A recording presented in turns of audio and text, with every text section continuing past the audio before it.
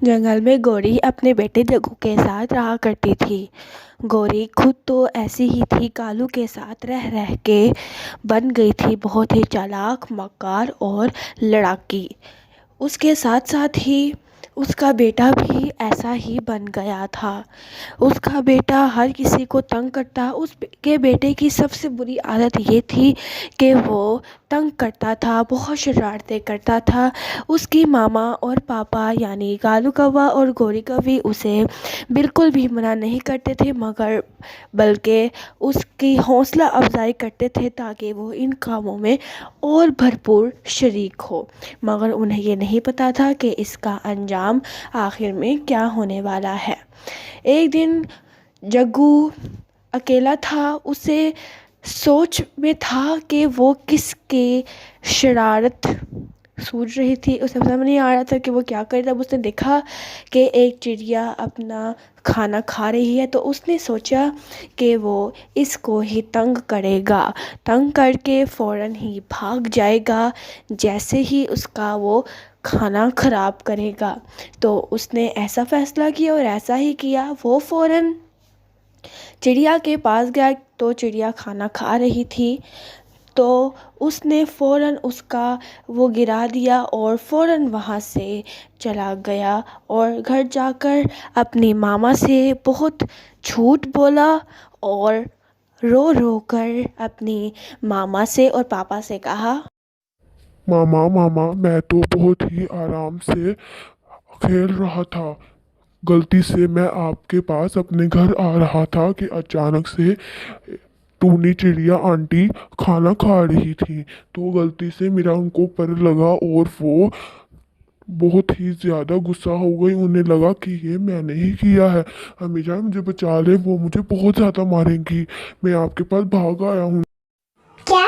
نہیں نہیں، ایسی بالکل بات نہیں ہے، وہ تمہیں تو ہاتھ تک نہیں لگائے گی، وہ اپنے آپ کو سمجھتی کیا ہے میرے بیٹے۔ اگر آئندہ کے بعد کسی نے کوئی ہاتھ لگایا تمہیں تو میں اسے چھوڑوں گی نہیں، آنے دو اسے۔ ابھی اس نے یہ کہا ہی تھا کہ وہاں اچانک ٹوری چڑیا آ گئی اور اس نے کہا، ارے گوری بہن، کیا تمہیں نہیں پتا کہ تمہارا بیٹا کیا کانڈ کر کر آیا ہے؟ میں کھانا کھا رہی تھی اور اس نے میرا سارا کھانا گرا دیا ہے۔ کیا اسے نہیں پتا کہ اس طرح نہیں کرتے بڑوں کے ساتھ، اور جب کوئی کھانا کھا رہا ہو تو بالکل بھی نہیں۔ تم نے تو اپنے بیٹے کو تربیت ہی نہیں سکھائی ہے، کم از کم تھوڑی اچھی تربیت کرتے تو شاید آج تم اپنے بیٹے کی ہمیشہ ہر کسی کے منہ سے تعریفیں سنتی۔ ارے بہن، زیادہ بننے کی تمہیں ضرورت نہیں ہے، سمجھ آئی؟ میں نے جو تربیت کی ہے بہت اچھی کی ہے اور تم سے زیادہ اچھی گئی ہے، اور تمہارا کوئی حق نہیں ہے کہ تم کچھ بھی کہو۔ میرے بیٹے کی کوئی غلطی نہیں ہے، وہ تو غلطی سے جا رہا تھا، وہ تو میرے پاس آ رہا تھا، میں اس کی ماما ہوں، ظاہر سی بات ہے میرے پاس ہی آئے گا، اور وہ غلطی سے لگ گیا، سمجھ آئی تمہیں؟ اور بنا تحقیق کیے تم اس طرح شکایتیں لگانے نہیں آ سکتی۔ آئندہ کے بعد اگر تم نے میرے بیٹے کے بارے میں کچھ بھی کہا تو مجھ سے برا کوئی نہیں ہوگا، یہ تم جان لو، سوچ لو، اور میرے بیٹے کے کہنے کے بارے میں پہلے 100 دفعہ سوچنا، سمجھ آئی تمہیں؟ پھر وہ وہاں سے غصے سے چلی گئی۔ کچھ دنوں بعد اس نے پھر شرارت کرنے کا سوچا۔ میرا دل کر رہا ہے کہ میں کسی کے ساتھ شرارت کروں، لیکن اب مجھے سمجھ نہیں آ رہی کہ میں کس کے ساتھ کروں۔ سب شکایتیں لگا چکے ہیں، اب صرف اور صرف چیل ہی آنٹی رہ گئی ہے۔ اب میں ان کے ساتھ کچھ کر بھی تو نہیں سکتا ہوں، ورنہ وہ تو مجھے بہت ہی زیادہ ڈانٹیں گی۔ یہ نہ ہو کہ میرا پڑ بھی توڑ دیں، اور اگر پڑ توڑ دیا تو میں تو گھر جانے کے لائق بھی نہیں رہوں گا۔ چلو ویسے ہی کرتا ہوں۔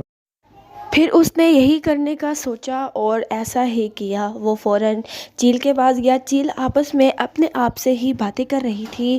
وہ فوراً آیا اور چیل کو بہت ہی زور سے دھکا مار کر اس کے سر پر مار کر چلا گیا۔ اسے یہ نہیں پتا تھا کہ اس نے بہت بڑی غلطی کی تھی۔